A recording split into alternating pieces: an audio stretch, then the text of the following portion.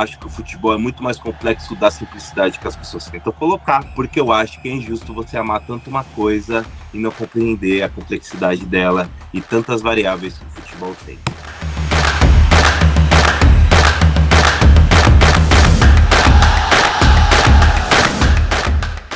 Olá, minha gente, mais um programa aqui no Inside. Hoje a gente tem a presença ilustre, claro, sempre minha Fernandinha, minha fiel escudeira. Hoje, Pedro Mendonça. Cara, o Pedro é uma das pessoas que eu queria mais trazer aqui. O Pedro e o Camilo têm o canal do Vantagem Posicional em português e do Salir Desfrutar em espanhol. E eles são muito filtradores de eu ter me aprofundado mais no futebol, de eu ver o futebol muito mais como essa paixão. Um enigma que a gente se apaixona, a gente vai ali pegando a não linearidade que eles sempre falam. E eu queria muito trazer aqui, e principalmente numa questão que eles foram muito importantes na minha carreira, que é formação. Então o tema de hoje vai ser práticas e contradições da formação de atletas e treinadores no futebol brasileiro. Pedrão, se apresente, bem-vindo. Muito obrigado, Vitor. Muito obrigado também, Fernanda, pelo convite. De fato, eu fico muito contente de ouvir essas palavras de você. Acho que esse é um dos, ou pelo menos deveria ser um dos objetivos de cada um de nós aí na passagem que a gente tem na vida. É de tentar deixar alguma coisa bacana, né? Ou tentar atingir as pessoas de alguma forma positiva, seja ela qual for. Eu sou o Pedro Mendonça, tenho 36 anos, sou pai do Francisco e do Fábio. Engraçado você fazer essa pergunta assim para me apresentar, porque nas últimas leituras que eu fiz, a gente costuma falar sempre de nós em relação ao que nós fazemos da vida, né? E uma das últimas leituras que eu fiz, ela falava o contrário, assim, falar o que nós almejamos, né? O que nós somos de fato. E é uma reflexão que a gente às vezes não faz, né? A gente tem bastante dificuldade de falar quem somos na parte mais ali interior, digamos assim, né? Relacionada aos nossos sonhos. Então, o Pedro hoje, ele é alguém que busca estar sempre evoluindo, busca estar fazendo uma diferença positiva na vida das pessoas que passa, especificamente aí das crianças e dos almejantes aí a jogadores de futebol que hoje eu convivo. Enfim, ser um pai cada dia melhor, ser um marido também melhor, um amigo melhor. Então acho que esse sou eu. E depois sou alguém também que já escreveu um livro, que tenho algumas licenças de treinador, né? As da CBF, tem algumas da UEFA também, tem algumas vivências interessantes em outros polos aí do futebol, não só sul-americano, mas europeu também. Já pude vivenciar algumas escolas distintas e conhecer um pouco do trabalho que é feito, um pouco da estrutura, e entender também um pouco da cultura, né? Eu acho que isso, hoje em dia, é algo que eu valorizo muito mais, assim. Porque, na verdade, eu acho que isso está conectado totalmente à questão tática. Acho que não dá para falar de tática sem falar de cultura, sem falar de comportamento. Acho que é um bom resumo de quem é o Pedro Mendonça. Por isso que eu pensei em Pedro para falar sobre isso. E, Pedrão, a minha primeira pergunta seria, na nossa questão hoje da nossa formação, quem é o treinador na formação do futebol brasileiro? Pode ser até do passado. E o que vai ser? O que você vê ao entorno e o que você vê de Pedro? E aí eu vou pegar um pouco até da minha experiência como atleta de futsal, né? Vou falar desde uma perspectiva de dentro da quadra, do campo, então sendo dirigido por um treinador, e o que eu vejo hoje como treinador e também convivendo com colegas de profissão. Eu acho que hoje talvez o jogo seja mais estudado, assim, no que diz respeito ali a questões comportamentais, aí eu me refiro à tática, né?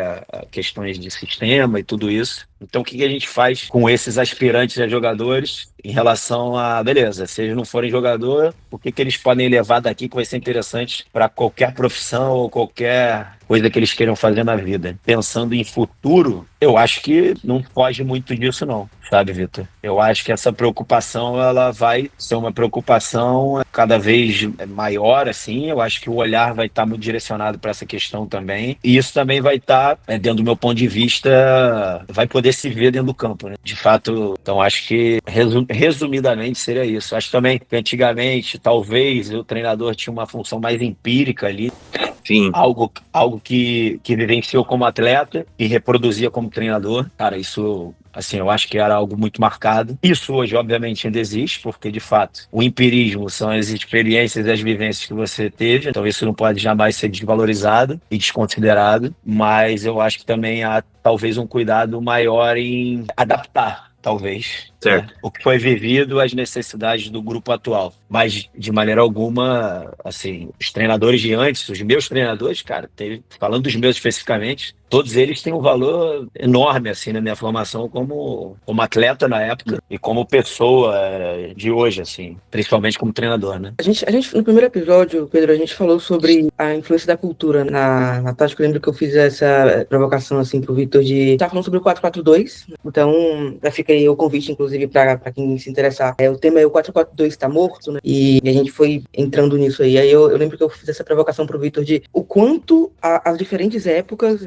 e décadas ali influenciaram na tática. Anos 70, 80, 90. E aí você tava falando de cultura. No começo me chamou a atenção de... Não sei se você trabalha no seu clube com atletas de vários lugares diferentes, você é mais do Rio de Janeiro, mas se você trabalhar, como é lidar com isso? Porque, assim, uma coisa é a gente tá falando de cultura brasileira, cultura espanhola, cultura italiana, beleza. Mas é a cultura baiana e a cultura carioca, é a cultura paulista. Então, acho que se tem jogadores, né, de outros estados ali, se você percebe isso de uma forma mais palpável, se... Não, acho que né, consigo entender talvez um pouco mais linear, tem alguma nuance aqui ou ali, mas e como que você trabalha essas formas culturais, assim, essas diferentes? Pois, Fernando, em algumas apresentações que eu fiz anteriormente, eu até falei sobre isso, porque é difícil falar de uma cultura brasileira, né? Porque a gente tem várias dentro de um país enorme, né? Com dimensões continentais. Mas essa geração que eu trabalho no Fluminense é a geração que eu trabalhei no passado, né? Então, assim, trabalhei no passado com esses meninos. No início desse ano, eu tive contato com uma outra geração. 4 meses depois voltei a ser treinador da geração que foi ano passado e sigo com eles hoje. Ano passado, se eu não me engano, se minha memória não falha, eu acho que de 34 indivíduos que eu tinha no grupo, apenas 4 eram do Rio. Assim, era algo assim. E eu acho que hoje não foge muito disso. Embora o grupo esteja menor hoje, mas a relação deve ser essa. Eu não tenho, com certeza, menos de 20 que não são de fora do Rio, entendeu? Então, assim, tem muita gente, por exemplo, tem meninos do Maranhão, da Paraíba. Assim, a estrutura de captação do Fluminense também é muito forte, né? Então, a gente tem pessoas espalhadas pelo Brasil todo. Isso também facilita. Então, a gente recebe muitas crianças, cara, de diversas partes do Brasil. Então, assim, eu tenho meninos de Goiânia, da Paraíba, do Maranhão, do Sul, cara, de norte a sul do Brasil, digamos assim. E assim, algumas características são marcantes, assim, marcadas por regiões, digamos assim. Mas, mesmo assim, cada uma dessas crianças tem coisas singulares, sabe? Porque também a cultura, claro, a cultura de uma cidade, ela de maneira geral, de maneira genérica, ela tem similaridades. Mas a cultura familiar, ela é muito forte também. A cultura familiar, mesmo você sendo da mesma cidade, ela tem diferenças. Então, ali acaba que determinadas coisas podem acabar sendo subjetivas, assim, para um e para outro. Mas o desafio do treinador é você tentar pegar pontos em comum de todas essas culturas e fazer com que todos eles se unam em prol de uma coisa só. E aí que eu acho que, assim, independente de lugar do Brasil, tem algo muito marcado no brasileiro, que é o amor pelo futebol, né? Assim, eu costumo dizer que o meu filho tem 4 anos hoje, o mais novo, o Francisco. E com 6 meses de idade, assim, é um negócio impressionante. Ele dormia no berço com a bola debaixo do braço. Eu e minha esposa, minha mulher, nós tirávamos a bola e ele acordava e chorava. E ele voltava com a bola debaixo do braço. Então, assim, é uma coisa, eu não sei, brasileiro já nasce um pouco com isso, com esse amor pela bola, assim, com esse gosto pelo futebol, sem nem saber o que é futebol ainda nas primeiras idades, né? Mas eu acho que quando você, como treinador, consegue atingir esse amor pelo jogo, esse amor pelo futebol e essa questão de você ter prazer em ter a bola e tudo isso, você de fato já atingiu ali o ponto em comum entre todos, independente da região do país. Então, eu acho que é mais ou menos por aí que eu tento nortear o meu trabalho. Mas é um desafio, né? Porque realmente são várias culturas dentro de uma cultura de cidade, que é o Rio de Janeiro, e dentro de uma cultura de futebol, que é o Fluminense. Cara, isso é muito interessante, Pedrão, porque em 2023 eu liderei um projeto do qual a gente trouxe 15 meninos de Sergipe para se integrar com 15 meninos de São Paulo. E é muito curioso como você via as culturas do jogo, assim, elas eram similares, mas elas eram muito distantes, assim. E era engraçado que isso que você falou é uma pontuação muito perfeita, da gente reconhecer as coisas que são bastante parecidas. E quando isso começa a formular, você começa a ver umas combinações, assim, que você nem imaginava, de características, assim, muito poderosas, assim. Nessa questão de formação, eu queria entrar justamente num dos pontos do tema, que é a contradição. Que hoje em dia o treinador de futebol, a treinadora de futebol, eles enfrentam essa contradição. A gente trabalha com sonhos, então o nosso trabalho é uma coisa de bastante responsabilidade, delicada. E aí a gente fica vendo o quanto o futebol muitas vezes vai para esse lugar que o Paco fala muito, rebate muito sobre o futebol tradicional, o futebol linear, o futebol fragmentado, esse futebol da qual o resultado do amanhã ele é muito importante para você manter o seu trabalho, mas talvez não seja interessante para a formação desse atleta. Então, como que a gente consegue, como treinadores, porque eu recebo muito essa pergunta, como eu consigo, como treinador, fazer com que um jogador seja formado, mas ainda assim eu não perco meu emprego? Essa pergunta $1 milhão, né? De reais. Assim, eu não sei se existe uma resposta certa para isso. Assim, na verdade, eu acho que não. Não existe uma resposta certa, e eu acho que isso está muito vinculado às crenças e ideais de cada um, né? E o contexto de cada um. Assim, mas eu acho que tem uma coisa que o treinador tem que ter, independente do nível de futebol que ele esteja inserido, se ele está no sub-9, se ele está no sub-12, se ele está no sub-15, se ele está no profissional, se ele está numa escola de futebol. A diferença, talvez, da escola de futebol para uma categoria de base é essa questão do resultado, né? E talvez também porque você está convivendo com o sonho de uma maneira assim, muito explícita, digamos assim, né, numa categoria de base, porque ali você tem crianças de classes sociais diversas, sim, mas a maioria, né, numa classe social que tem dificuldade, então a maioria dessas crianças, elas fazem parte do sonho de mudança da vida, não só dela, mas da família. E quando eu digo família, não é só mãe, pai, irmão, é mãe, pai, irmão, tio, tia, avô, primo, enfim, quem quer que seja mais. Então, assim, você tem que lidar com isso, tentar criar um ambiente em que o egoísmo seja colocado um pouco de lado, né? E mostrar para eles que quanto mais coletivo, talvez, o time for, isso também vai ser importante para as individualidades, né? E combinar isso com o resultado, com vencer, realmente é um desafio, mas eu acho que uma coisa que a gente tem que ter em comum, e é que eu fiz essa introdução para falar isso, cara, a gente tem que acreditar no que a gente faz, assim, ter fé no que a gente faz. E ter claro o que a gente quer também. Então, assim, se você tem claro o que você quer e você não se deixa influenciar pelo resultado, nem no momento bom e nem no momento ruim, cara, eu acho que isso já é um grande passo, assim. Não entender que quando você está ganhando tá tudo muito bom e nem quando você está perdendo tá tudo muito ruim. É você ter clareza no processo, ter clareza nas suas ideias, ter clareza nas suas crenças. Eu acho que é por aí. É não se deixar ser condicionado muito. Condicionado pelo resultado a gente sempre vai ser um pouco. Mas eu digo assim, de maneira que te descaracterize, entendeu? Sim. Porque no final das contas eu penso, né? Espero que eu tenha esse pensamento até os meus últimos minutos de vida, que assim, quando você sempre vai ser, sei lá, vai estar numa condição de ser mandado embora. Qualquer emprego que você tem, né? Só que você pode ser mandado embora fazendo as coisas que você acredita, ou você pode ser mandado embora fazendo as coisas que os outros acreditam e que querem que você acredite. Assim, no final das contas, você pode ser mandado embora com um pensamento tranquilo de que você fez o que você queria fazer, o que você pensava que deveria ser feito, ou você pode ser mandado embora com arrependimento de nunca saber se você poderia ter feito diferente se você fizesse o que você acreditava, né? Então, acho que vai por aí. O Vitor citou a palavra contradição, você estava falando de resultado e essa formação, né? E me veio à cabeça também que a gente lida com isso, a gente como adulto, né? Colocar a gente como adulto e a gente quando a gente era criança, porque é uma dificuldade social de dar e de ajudar a criança a desenvolver certa autonomia para fazer algumas coisas, de pergunta, de decisão, de escolha, mas quando ela se torna adulto, a gente exige que ela tenha autônoma de tomar decisão, de ser resolutivo. Nessa infância e nessa adolescência, isso não foi construído na maioria das vezes, porque, né, os responsáveis, a sociedade também estava ali ditando o tempo todo, você não tem escolha, né? Quantas vezes a gente já ouviu isso? Eu que mando, você não pode escolher e tal. Mas aí, você faz uma certa idade, né?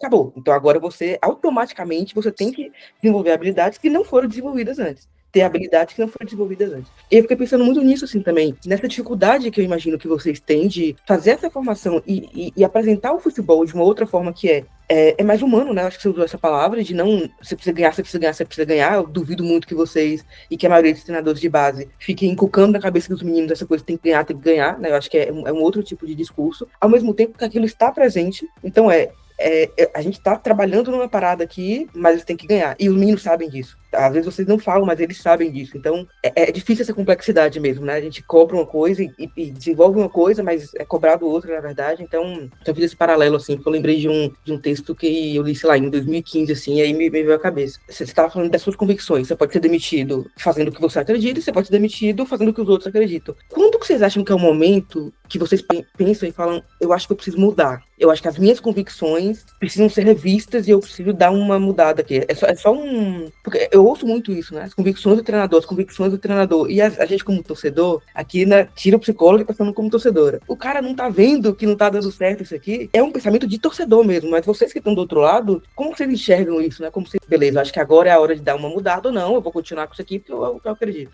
Pô, Fernanda, assim, primeiro, a primeira colocação que você fez sobre autonomia e, cara, concordo 200%. 200%, porque, na verdade, assim, é uma incoerência, né? É o que você falou.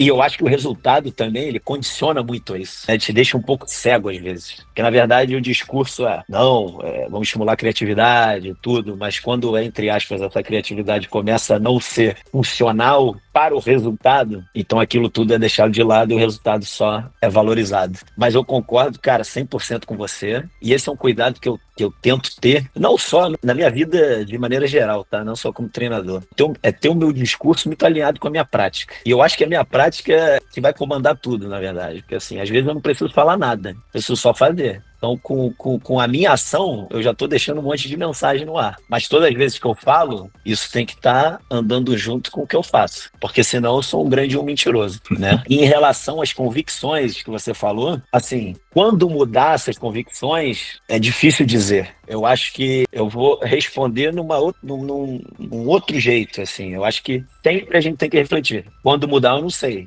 Mas a reflexão ela tem que ser feita sempre. E eu vou dar um exemplo da minha própria prática. Eu sou um treinador e eu acho que também isso depende muito das pessoas, e, enfim, os jogadores que você tem. A gente normalmente tenta construir o nosso jogo com todos os jogadores. Ou seja, o goleiro é o primeiro construtor, o atacante é o primeiro recuperador, coisas assim. Ou seja, todo mundo participa o tempo todo, em todos os momentos. Hoje a gente tem menos dificuldade de sair jogando com o goleiro nesse processo. Mas já tivemos algumas, você imagina. Com 11 anos, você botando o goleiro para jogar, atraindo o atacante, você tem que ter, eu acho que, convicção na coisa. Eu não estou falando de mim, estou falando de quem faz, que são os jogadores. Você tem que ter coragem. E você ter isso tudo com 11 anos, num ambiente que normalmente é um ambiente hostil, a arquibancada de um campeonato de 9, 10, 11, 12 anos, 13, 14, 15, é muito semelhante ao Maracanã. Assim, os pais xingam, os pais cobram, os pais fazem o que fazem. E, ok, eu não estou aqui para... Esse não é o tema, mas enfim. Então, assim, se você não tem muito claro o que você quer enquanto equipe,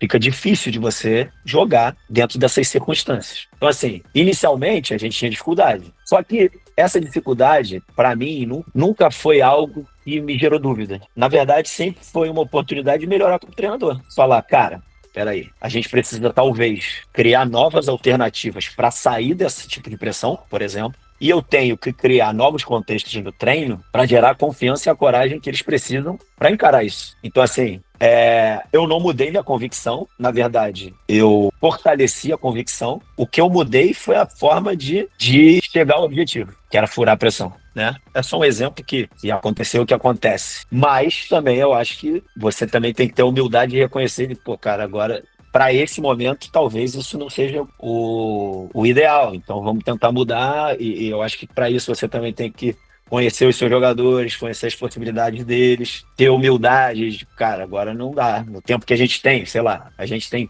tantos treinos. Talvez a gente não consiga alcançar, assim. Mas é algo que também na minha prática, eu nunca coloco limite, assim. Nunca coloquei limite para eles. Eles só têm 11 anos, eles só têm 12 anos, não. Diariamente me provam que isso é falácia. Sim. Com a qualidade que eles têm, com a capacidade que eles têm de resolver problema, a gente já conseguiu tantas coisas interessantes que às vezes você vê jogadores mais velhos que têm dificuldade de fazer. Assim, eu acho que também o limite às vezes está muito na nossa cabeça, né? A gente tem que se permitir deixar esse preconceito de lado, dar autonomia para as crianças, dar autonomia para os adolescentes, porque na verdade são valores que ultrapassam o jogo, na minha opinião. Assim, eles são necessários para uma sociedade melhor, para uma vida melhor. Se você faz as coisas com medo, cara, aconteceu até um negócio interessante, porque às vezes o nosso discurso, a gente está falando aqui, eu estou lembrando de coisas do meu cotidiano. Às vezes o nosso discurso vai criando, nosso discurso como adultos, né, vai criando verdade na cabeça das crianças. Então, assim, o meu filho, ou dos adolescentes, ou quem quer que seja, o meu filho tá numa fase de gostar pra caramba daqueles carrinhos, né, Hot Wheels. E aí ele fez o aniversário há pouco tempo, ganhou e tudo, e aí ele tava querendo levar pra escola. E às vezes a gente, naquela preocupação de pai, a gente, cara, não leva pra escola que você vai perder. Não leva pra escola que você vai perder, mas assim, você fala de maneira natural. E aí, tudo bem. Há poucos dias atrás, ele tava levando, nós demos um novo lá pra ele e tal, e ele gostou pra caramba, e tá com cuidado com isso, leva pra cima, pra baixo, dorme com o carrinho e tudo. E aí eu falei, você vai levar pra escola, filho? Ele, eu não vou levar não, porque eu vou perder. Cara, na hora, aquilo já me bateu assim uma culpa. Eu falei, não, eu tenho que tentar reverter isso. Não, cara, mas eu acho que você não vai perder, não. Toma cuidado. Assim, toma cuidado. E outra, se você perder, a gente tenta criar uma outra possibilidade de achar, ou coisa do tipo, mas não fica com isso na sua cabeça. Leva e dê a atenção necessária que você acha que tem que ter. Então, assim, são coisas que às vezes no nosso dia a dia a gente fala e a gente não dá tanta importância, que marca a criança e é mais grave ainda quando esse discurso se torna recorrente. Então aquilo vai se tornando uma verdade na cabeça de todos eles, né? E é legal, quando você fala disso, Pedro, de o quanto ouvir o outro faz a gente refletir. Porque se ele ficar só pra ele isso, né, de, não, papai, não vou levar, acabou, né? Agora, como ele falou pra você, devolveu o que você disse pra ele, aí bate, que é um pouco também do que a gente faz na terapia, né? É o jeito. Ouve e fala, opa, peraí, que isso aqui tá bem. Então, essa é uma curiosidade legal. Exatamente. Que eu vi, né? E assim, é bem interessante a pergunta-resposta, porque eu também fico pensando nas minhas relações. O treinador, ele se ouve no momento da qual a informação ele passa e os jogadores entregam a informação. E às vezes você não quer se escutar, porque você olha e fala assim, putz, na minha cabeça a ideia era tão melhor, mas quando você fez não faz sentido. Porque realmente é uma coisa que eu gosto de falar muito e eu acho que são diferentes coisas. Eu saber mais é diferente de eu saber antes. Eu saber mais é lugar, então é meu território. É como se eu tivesse propriedade da informação. Saber antes é um lugar, é uma chegada. Alguém vai chegar. Eu quero que alguém chegue nesse mesmo local. E o momento, eu acho que, tipo, não é trocar da sua visão, mas quando essa comunicação, essa relação, ela não é das duas mãos. A outra mão não consegue te compreender. Você fala tanto que você não consegue se ouvir. E isso cai muito nos nossos treinadores, e o Pedro vai concordar comigo, porque com certeza ele já passou isso também. Quando a gente começa a estudar muito, a gente fica tão apaixonado pelo jogo dos grandes que a gente quer incorporar nos pequenos. E essa é a parcela da qual a humildade do treinador tem que ser de não ser só o interventor que ensina tudo, mas o observador que aprende muito, porque as crianças vão te ensinar um jeito novo de jogar futebol. Totalmente. E o Maturana, que você e o Camilo me ensinaram a ler, ele tem o livro do Amar e Brincar, que ele fala que nada mais é importante do que a gente aprender do jeito divertido de ser as coisas. E aí eu quero entrar muito mais até nessa questão pedagógica de talento. Hoje em dia falam que nós crucificamos o talento, a gente faz os meninos não driblarem, a gente faz os robôs. Agora todos os meninos que nós temos são robôs, porque eles simplesmente entendem espaços, dinâmicas, compreensões da interpretação e adaptação do jogo. Que bom. Pedro, nessa questão, o quanto a nossa pedagogia e a nossa exploração do talento entra em conflito quando muitas pessoas tentam colocar plano de jogo do treinador, que é até uma vaidade nossa, com que a gente tem que explorar o talento. Então eu tenho uma menina ou um menino que tem uma exploração de um talento de um modo, só que aquele talento às vezes não, na cabeça do treinador, é compatível com o que ele pensa para toda a organização. Como que a gente faz com que esse talento seja melhor explorado nessa contradição que é o time? Aquele jogador, na cabeça do treinador de novo, porque eu não concordo com isso, não é compatível com aquele jogador. O que você acha? Como a gente consegue lidar? Como que os treinadores podem lidar com essa contradição? Uma ótima pergunta, mais uma vez. Eu acho que, se eu pudesse resumir isso em uma fala, uma frase, abrir espaço, eu acho, para a autonomia desse próprio jogador, assim. Na verdade, e aí até fazendo uma reflexão aqui com a minha própria prática, cara, e pegando um pouco do gancho que você falou ali, a introdução da pergunta, cara, eu aprendo tanto com eles, assim, e na verdade, várias das ideias que eu tive anteriormente sobre alguma forma que a gente se organizaria em campo ou coisa do tipo, foi melhorada e assim, por eles, ou eles trouxeram, na verdade, algo que eu conseguiria imaginar, assim. Por mais que eu me concentrasse, me colocasse à disposição para imaginar, eu não conseguiria imaginar. Então, assim, eu acho que o jogador que não se encaixa, entre aspas, naquela dinâmica e no que você percebe como ideal para aquele time, eu acho que você tem a obrigação moral, digamos assim, Certo. de tentar colocá-lo ali para ele jogar de alguma forma que seja funcional, assim, pro sistema ou para aquela unidade. Isso eu acho que também é algo que todo treinador passa. Eu acho que é importante também ter um conhecimento do jogo, claro, para você conseguir fazer isso. Enxergar as necessidades daquele menino que você vê, porque obviamente, no final das contas, você é o treinador e você que vai tomar determinadas decisões, ninguém pode tomar essas decisões por você, sejam elas certas ou erradas, né? Se a gente pode colocar alguma coisa como certo ou errado no futebol.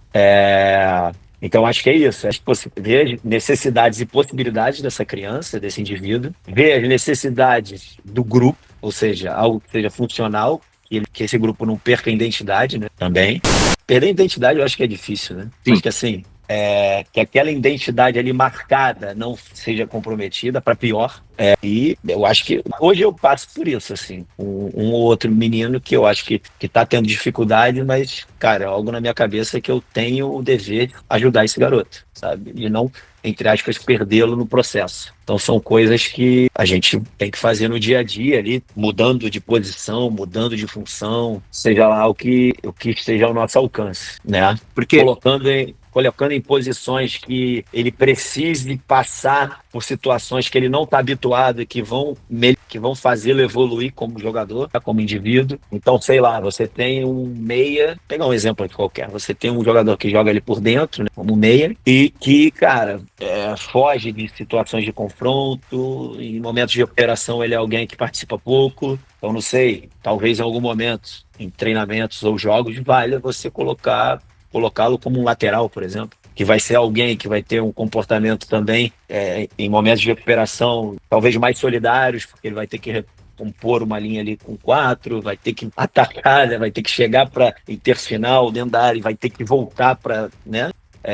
Então são coisas que você vai brincando ali no jogo, com posicionamento, com localização, que você vai permitindo essa criança, esse adolescente, esse indivíduo vivenciar de uma maneira natural. Ou seja, o professor é o jogo, não é só o treinador que está ali falando o que ele tem que fazer toda hora, porque às vezes isso não vai alcançar, né? Você falar o que você tem que fazer, essa é uma coisa também que eu tenho muito claro hoje na minha prática. Se eu botei isso daqui a 5 anos, eu não sei, né? Espero mudar ou até fortalecer convicções, mas assim, na minha opinião, o jogo é o maior professor. E o grande barato do treinador, acho que a grande habilidade do treinador é saber criar contextos que vão facilitar a aparição desses comportamentos, que ele vê como comportamentos que precisam evoluir, ou comportamentos que precisam ser fortalecidos, enfim, ou precisam aparecer, e o jogador ele vai aprender aquilo na prática, vivendo aquilo. Então ele vai aprender de maneira, digamos, emocional. Você falou uma coisa que me chamou a atenção, Pedro, porque você falou, ele joga de meia, e na minha cabeça São vocês que falam que ele é meia. Alguém precisa nomear pra ele essa posição. Ele tá ali, ele joga, ele tem aptidão, ou ele próprio pode falar, não, eu sou lateral. Mas eu acho que nesse processo de formação, vocês também podem entender, né? Aí eu acho que entra um conhecimento maior do jogo, de prática, né, e dos processos ali, pra entender, cara, eu acho que esse menino, se ele jogasse em tal posição, talvez ele fosse melhor, talvez as potencialidades dele fossem aumentadas, né, ele é potencializado. Então acho que isso é legal também, porque você tava falando e na minha cabeça vinha a palavra criatividade de vocês, treinadores, né, pra entender, pra arrumar às vezes um novo esquema, às vezes uma nova forma de jogar, às vezes trocar assim, posição, né? Na verdade, hoje em dia, eu falo muito pouco sobre posição. Mas assim, vamos lá. Eu já tô com essas crianças, esses meninos, pré-adolescentes, há quase 2 anos, né? Então, assim, é um processo também que você vai criando uma linguagem comum entre todos. Você vai criando um idioma. Então, assim, hoje a gente fala muito pouco de posição. A gente fala muito de espaço e tempo, por exemplo. A gente fala de função. E uma ou outra vez, a gente fala, sim, também de atacante ou coisa do tipo, porque, assim, também a comunicação precisa ser mais rápida. Então, assim, são linguagens que são comuns ao futebol, né? Mas não significa que a gente veja aquilo de uma maneira linear. Então, eu consigo perceber isso muito na minha equipe, de verdade, assim. Existe uma consciência hoje em relação à ocupação de espaço muito maior do que posição, por exemplo. Então, não é incomum você ver, entre aspas, o meu zagueiro colocando como um 5 ali. 5 seria o volante, né? Em momentos de construção. Ou você vê o meu ponta direita jogando como 9 ou como um 10 em momentos de construção também. Então, às vezes você pode pegar recortes do meu time, o time ocupa, vamos cortar aqui o campo em 3 corredores, né? Corredor lateral esquerdo, corredor central e corredor lateral direito. Então a bola está no corredor lateral esquerdo, meu time está ocupando praticamente o corredor lateral esquerdo e um pouco do corredor central, e não tem ninguém no corredor oposto. Então, em outros momentos, os 3 corredores estão ocupados. Então, assim, é uma questão que isso também a minha cabeça mudou muito nessa caminhada, e hoje talvez eu sou muito mais flexível, assim, no pensamento, né? E foi interessante também isso, porque isso fez parte da caminhada, muito por ter começado a trabalhar com o Sub-11, depois de muito tempo. Porque antes de ter voltado a exercer a função de treinador no clube, eu tinha passado como analista do Sub-17 e analista do Sub-20. Então, assim, é o futebol profissional, né? Os jogadores conseguem cobrir grandes distâncias. Então, só a título de exemplo, né, eu tinha muito na minha cabeça, se a gente se organizar no 4-3-3, cara, o ponta do lado oposto tem que estar aberto em amplitude máxima, e porque numa virada de jogo, talvez ele pode se colocar em situação de 1 para 1. Só que quando eu chego no Sub-11, eu falo, cara, e esse era o meu pedido inicial. Comecei a ver que era totalmente disfuncional, porque a bola não chegaria ali em um passe. Então, assim, eu estava tirando um jogador do jogo, ele estava ali fixando um adversário, isso não estava trazendo nenhum benefício no nosso time. Então a gente começou a trabalhar situações muito vinculadas aos valores também do clube, que são valores que eu acredito, valores pessoais. Uma questão de ajuda, de estar próximo para encurtar a distância, mas principalmente para se ajudar, essa é uma palavra que a gente usa muito. Então algumas dinâmicas e interações ali foram acontecendo que foram mudando a cabeça. Falei, cara, tem necessidade do cara estar lá. Ele pode estar mais próximo, porque aqui a gente cria vantagem assim. E também, não numa questão romântica. Não fazer isso, que é bonito. Não, eu também eu entendia que era algo que estava levando a gente mais próximo a situações de gol e, consequentemente, mais próximo à vitória. Mas a minha cabeça mudou muito em relação a isso, e eu agradeço todos os dias a eles, porque sem eles eu talvez estaria com o mesmo pensamento de 5, 10 anos atrás. Estamos chegando no nosso fim. Passou rápido, hein? Que é bom passar rápido.